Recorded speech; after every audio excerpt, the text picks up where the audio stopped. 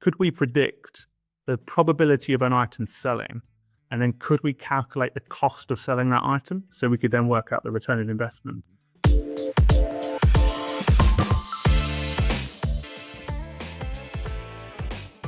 Hello and welcome to another episode of the E-commerce Coffee Break podcast. Today we want to talk about how you can make paid media pay.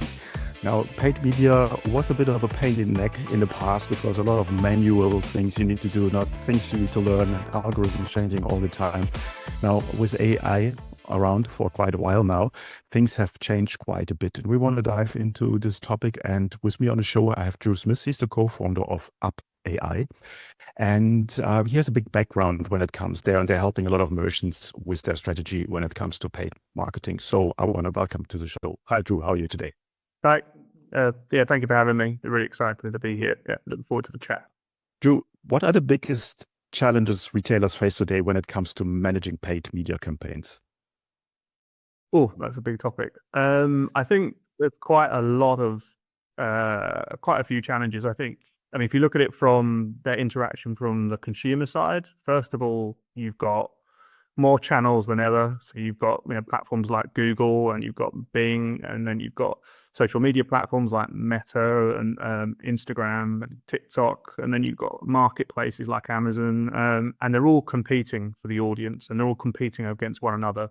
They're all evolving their own technologies. They're all advancing their own AI. That means that for the paid media managers, they've got definitely an extended buying cycle where they're trying to advertise to the same audiences in different locations across different devices through different media interactions. You then also got for the paid media manager themselves, they've got to constantly be on the ahead of the curve around the adoptions of technologies and the approaches and the best practices. And then, as always, I think the biggest challenge that paid media managers have today is everything is becoming, paid media is becoming such an important and integral part of a retailer. It's driving typically anywhere between 40 to 70% of the total traffic to a website, that the media spend has become so important that it's really important that paid media managers align their business requirements and add to their media goals and objectives. And that's actually one of the biggest challenges that we often see, is there's so much to learn and there's so much in the process and the kind of treading water scenario, that actually kind of ensuring that the strategy and the business objectives are deployed successfully is often sometimes overlooked, or just not, there's not enough frequency of adapting in that environment. Makes perfect sense. Now, there, as is mentioned, there's a ton of different platforms. Today, we want to talk about the one that is around for the longest time. It's Google. Google is probably also the biggest player in the game. And they came relatively early out with Performance Max, I think about 2 years ago, if I'm not completely wrong. And we're relatively early to the table when it comes to AI. Let's talk about a little bit more about that. What has this shift towards AI-powered internet advertising done to the landscape for e-commerce businesses? It's done a huge amount in terms of the evolution of AI and how Google have kind of adopted it. If you go back, only 4 years ago, it was still quite of a kind of analog manual experience for the PPC managers. And you had to kind of really have a depth of knowledge and specialties around kind of like you were doing bids at a manual level. It was highly complex, highly configurable, rules-based programs. And then, 2019, they released Smart Shopping, which was the first kind of walk into reinforcement machine learning. And I remember that time there was a lot of obviously talk in the market around it. And, with AI and automation, there often means things like kind of black box scenarios where paid media managers weren't becoming aware of things like, they lost transparency around where products, adverts were being placed in terms of devices. They were getting kind of limited access to understanding of audience insights and how these automation programs were deciding things around things like bidding. But what we did see pretty much 12 months later in kind of 2020, that most paid media teams and most retailers had adopted Smart Shopping. And we've seen a similar thing with Performance Max, that at first there is often quite a concern. People kind of jump in, jump out of using the technologies. But what you can kind of see again is Google has delivered a product that actually ultimately outperforms the old ways of working. provides a more simpler and sophisticated kind of tool. Although there are the drawbacks that I think some of the challenges that paid media managers have is they kind of, you've really gone from a kind of rules-based content world to a mathematical problem. And it's a real kind of data science problem. And that's quite a gap in kind of learning and expertise a paid media manager has to go through. I think there is very limited resource in the market today to really teach and educate paid media managers of how to work with a machine learning driven product. Most of these, the background of a paid media manager isn't from an engineering or data science background, and they've kind of been thrust upon with these technologies. As I say, although actually fantastic, and actually if you look at the end result, most people are really happy with what Google have produced, but there definitely is the fear around how do I control it? How do I make the most out of it? What could I be doing? And there is very little education around these technologies, which I think is a challenge for them. And a lot of the kind of old ways of working have pretty much been fully automated as well. Mm-hmm. I have been with Google Ads for, 20 years. And I think most of my white hair are coming from that. And as you said, it was rule-based. So a complete shift there. And as you mentioned, not everyone is a data scientist. So tell me a little bit more how Performance Max campaign work and why are they sometimes hard to manage? Sure. So I think if you go back in time, paid media managers, especially for a retailer, you've got thousands of products in different states. You've got new products being launched. You've got promotions going on. You've got products you might be end of lifing. You've got competitors. Paid media managers were able to really control things quite concisely, like right down to the product level. They could choose exactly what products they were bidding on and the level of bid and the volume of the bid and exactly how much spend was going on. And with all that control, though, it became very, very complex. And if you just think about the mathematical problem around, you've got 2,000 items to sell, all different states. It's a really easy reason to understand why Google said we can provide a solution that automates all these kind of laborious mathematical tasks. So I think for the long term, it's a great solution. I think the challenge with that though is that yes, it's become quite black box. And how do I do the right thing when I use a Performance Max solution? So for anybody that doesn't know, Performance Max is a solution that for the first time actually from Google does works across the whole of the marketing funnel. So it goes all the way from your top of the funnel with display advertising and brand awareness right down to the kind of shopping campaign performance process. It heavily focuses on also using the Google ecosystem. So it uses YouTube advertising and Gmail and everything else. So it is kind of the campaign to rule them all. And that does mean actually the barrier to entry, if you're a kind of up and coming retailer or you're kind of deploying the first time onto the search world, that still does happen. It makes it a lot easier from that point of view. The technology that Google essentially is using is reinforcement learning programs. And Google recommend that you put products into a campaign with the asset contents, display video. And the reinforcement learning will essentially work off the objectives you set in a campaign. So you'll apply a budget to it and a return of investment target, maybe a ROAS, return of advertising spend target. And that system will essentially go and work out how to become successful. Reinforcement learning, for anyone that doesn't know, it really works through a guess program in terms of pass and fail. So Google's system will basically take that inventory within a campaign and go through testing that inventory of does it meet the ability to spend against that return of investment. And for the segments of content and inventory that does, it will repeat that process. And essentially will look to achieve the objectives that you put into the campaign. Now, while that completely pretty much works, the limitations that come with that is that the clue is in the name. With reinforcement learning, what becomes successful remains successful and is focused on. Whereas other parts of your content or inventory become ignored because they failed during the testing process. So what you see as an outcome is kind of a very typical kind of Pareto law scenario where 10 to 20% of the content and inventory is focused on, and a large majority of the inventory is ignored. And we see this time and time again when we're kind of auditing accounts. And you end up with basically a scenario where you kind of plateau in performance because Google becomes hyper confident on certain audiences and certain product ranges, and it starts to ignore others. So the questions a paid media manager will often go through then is, how do I get more inventory active? How can I get Google to kind of relearn? And they've got trading teams and leadership teams saying we need to push this promotion that's going through. We've got dead stock in the warehouse we need to clear. And these challenges around business principles become very, very difficult to kind of know how to interact with Google's Performance Max campaigns. Mm-hmm. So I understand at up.ai, you have come up with a concept that's called Product Data Platform.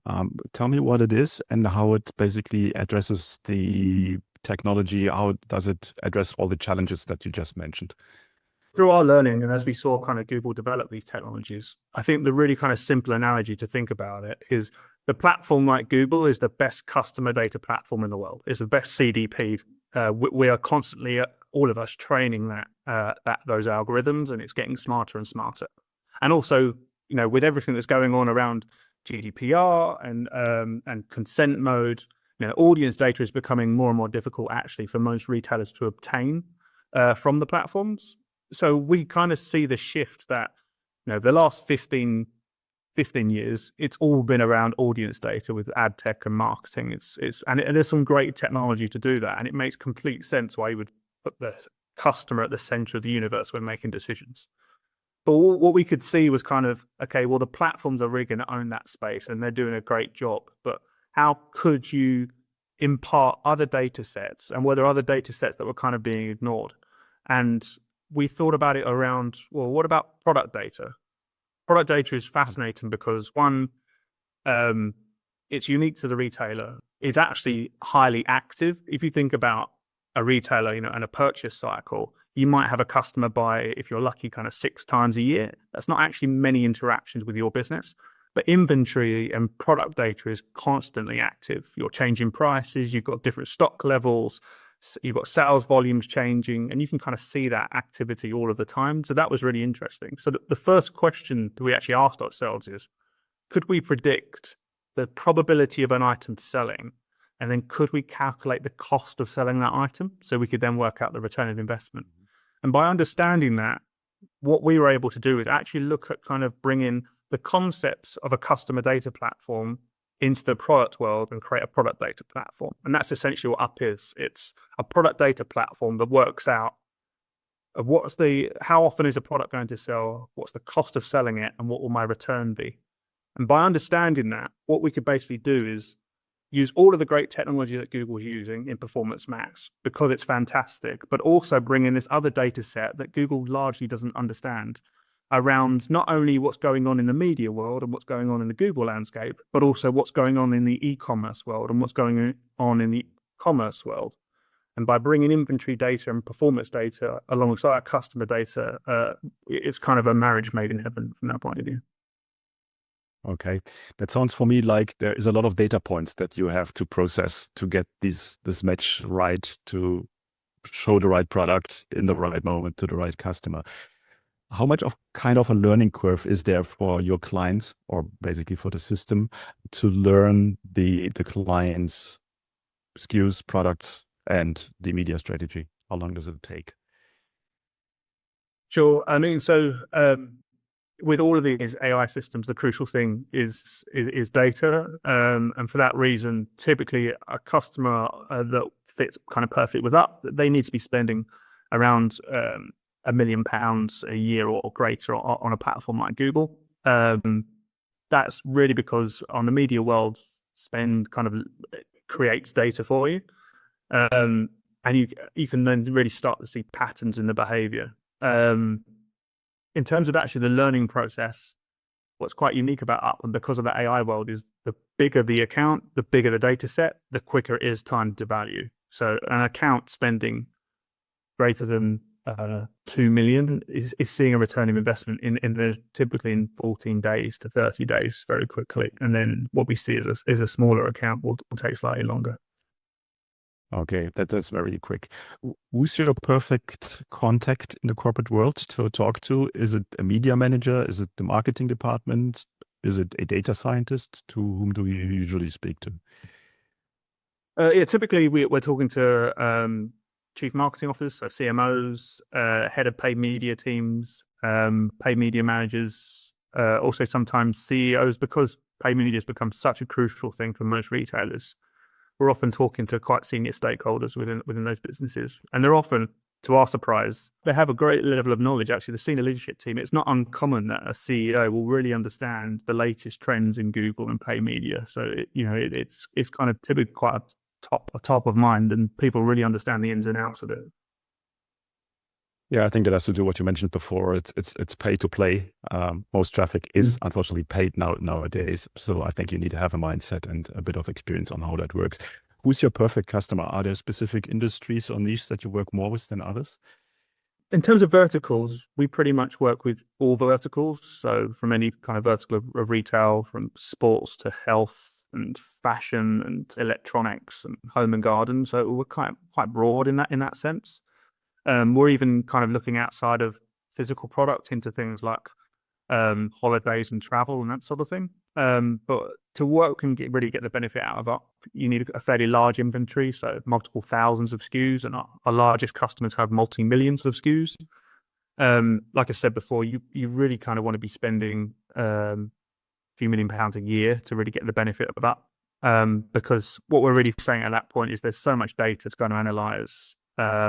That really you're kind of at that level where the other options today is continue to build out your paid media team and add further and further heads, which becomes, I think the challenge again in the market is expertise are hard to come by, and also to keep these people in-house is quite challenging. Alternatively, you could go to an agency, but again, sometimes the challenge is really depends on how good that team is within the agency. So you kind of have that option of adding people to the problem, or some of the more laborious tasks and day-to-day. That's exactly what Up is here to do. It's kind of allow Up to deploy your media spend. And what we've actually found, and what we really try to do with the paid media managers who are kind of our main user, is actually help them move into a world of strategy. If they can focus on actually ensuring that the strategy is defined to make sure that their business objectives are deployed correctly onto platforms like Google, and they can spend more time doing that and doing that analysis, Up can take care of managing the campaigns and managing the media spend. I think it's much more fun to do strategy than to sit in front of your ad account manager software and staring at numbers the whole day. So I think it's a perfect match for AI. Could you share some kind of success stories or case studies? And you don't need to name brands that are of companies that work with you and what kind of results they saw. Yeah, so we work with some key kind of brands such as Charles Tewett, who have been with us a number of years and they've seen amazing results. We also work with, as an example, one of the major DIY home retailers in the UK. They're a great example of that, from that point of view of since deploying Up, they've been able to really focus on strategy and what they are they trying to achieve out of the channel. From their point of view, why did they join Up? Again, it's around that problem that we saw that they were spending 20+ million a year, but actually only around 3% of their inventory was active prior to joining Up. Since then, and running Up for 9 months now, they've seen product visibility go up to around 84%. They can see that year-on-year revenues have increased by around 28%, and actually in Performance Max, we can see that spend has been able to be increased by 30%. So they're able to spend more at a higher efficiency, and more inventory is active, which is kind of the perfect combination for them. Yeah, that's a perfect and very sound outcome there. What's a typical onboarding process for a new customer client of yours? What kind of steps are involved there? Yeah, I think with most technology and knowing kind of how it feels to be a retailer, the biggest fear is always kind of onboarding and the time and the prep it takes, and whether or not this is an IT project. So from the early days, we always made the decision that we have to make it really, really simple and an enjoyable experience to onboard with Up. So actually, the ecosystem is already there. So we actually try to make it quite plug and play. So to integrate, most clients will typically take 5 to 10 business days to actually go live with Up. We integrate across the Google estate, so Google Ads and Google Merchant Center and all the analytics platforms, SA360 and GA4. And then also, because Up focuses on the kind of e-commerce and commerce world, we also integrate into web platforms such as Magento and BigCommerce and Shopify and ERP systems like NetSuite. We have already pre-built configurations, so it's actually pretty quick. And then we have, like, as typical, kind of public APIs for other usage. But as I say, most clients will go live within 5 to 10 working days, so it's quite a light implementation. Okay, that sounds good. Tell me a little bit about your pricing structure. How do you charge? What kind of range is that? Sure. So it's pretty straightforward. We actually charge a percentage of media, and that's typically based on the size of the media spend. So essentially, the larger you are, the lower the percentage, and as that customer grows, that will change. We also try to make sure that we work from a seasonal point of view as well. So we work on typically on a month in arrear program where peak season, Q4, a lot of retailers are spending a lot more. Maybe in summer months you might be quieter. So we find that way works well. And also the whole idea with Up is that our customer success is our success. So we really do try to align with the customer around even the way we price to make sure that we're here to make sure the customer grows successfully, and that's how we also charge on that basis as well. Mm-hmm. As we come to the end, I want to ask you about what do you see coming up for the next 12, 18, 24 months? Will AI completely take over, or will there still be a human component within the whole marketing? No, I don't think we're at a point where AI is going to fully take over, and it's not Skynet yet. I think we're all going to be fine. But I think it's really exciting, actually. I think that famous quote that for paid media, and especially for paid media managers, it's the ones that you won't lose your job to AI, but a paid media manager that knows how to use AI effectively, that's how you could lose your job if you're kind of agnostic to that and kind of refuse it. The paid media managers that I get to work with, where they're constantly curious about the next evolution. They're really excited what they can see from Google with things like the Gemini project that they're working on. They really get why Up exists and the time saving and the performance improvements. Those are the exciting things. I think what it allows people to do is focus on actually high level, higher value projects. There are, and that's always been the way of technology, right? It's being able to save time and improve a process and a customer experience. But for the paid media managers that we work with, it enables them to actually do much higher value work, get work done, explore other opportunities and other channels. Most customers that we speak to, they may be kind of on 2 to 3 paid media channels, but they kind of typically have one single strategy. One channel will be leading the way by a long way. Removing some of the laborious tasks and the more kind of day-to-day tasks allows them to start to really pick up on the other opportunities that they have in market that prior to that they just couldn't get to. Okay. Before we come to the end of the coffee break today, is there anything that you want to share with our listeners that we haven't covered yet? I think the exciting things from Up's world as well is that we are going multi-channel. So as we see consumer journeys change and evolve over time with AI development and with the battle that's being played out across TikTok and Meta and Google, the world's becoming more and more complex and more diverse in terms of the opportunities that are there and how a retailer takes control of those opportunities. So for Up, we've historically always been kind of Google focused, but we're also launching into Microsoft and Meta. And we believe there isn't a great solution out there at the moment that really helps product advertising effectively. And so we really want to be the one-stop shop for a pay media manager to put all of their product advertising through and make it a really simple, transparent experience for them so they can maximize all of the opportunities across their estate. Sounds good. Where can people find out more about you guys? Yep. So the website is www.upp.ai. That's our website that has all of our context on there. We also run a algorithmic media health reports that customers can fill out, and that really helps customers understand where they are in terms of AI today and how they're set up and how their media is set up. It's an educational tool. Kind of works like evaluating your credit score, and it'll give you a good understanding of actually how you're currently set up and your current ways of working. We find that a lot of our interactions at that point really start to help educate what the best practices are, where today is and where people need to focus and improve their accounts. That's free to use on our website, and people log in. Okay, perfect. I will put the link in the show notes, then you will be just one click away. Drew, thanks so much for giving an overview what AI can do for media managers out there. I think it's a massive step forward. Google has the biggest reach out there, and I think everyone who has a good budget and is looking into AI should just check you out and see if there's a match. Thanks so much for your time today. Great. Thank you very much.